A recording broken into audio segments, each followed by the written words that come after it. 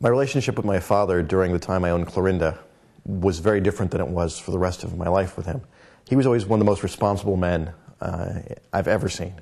He kept track of the entire family finances on this little tiny handheld mechanical calculator with a stylus. He would move the numbers around. Down to the penny, he kept track of our finances.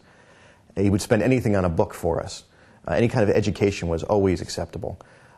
When I wanted to get a video game machine, I had to fill out a spreadsheet on paper to authenticate the reasons why and the different options from Consumer Reports. But he turned that down. We had to buy a computer, and I had to learn how to program. Then, when my mother had Alzheimer's, he took care of her by himself, and he started drinking to sort of pass the time. And what had been his cure for sadness became his problem. And just before we bought Clorinda, he had been drinking at that point for about a year and a half, and he really became very drunk.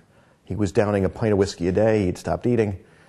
And the father I knew was responsible and sober and who had promised me his life savings to go buy Clorinda was in no shape to do that anymore.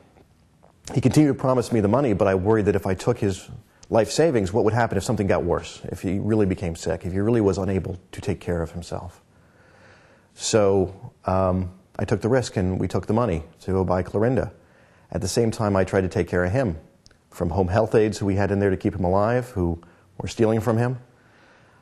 So the tragedy of it was that I made a big mistake, and I took the money that he could have needed. Ultimately, it didn't end up being that kind of problem, but that's what the book goes into.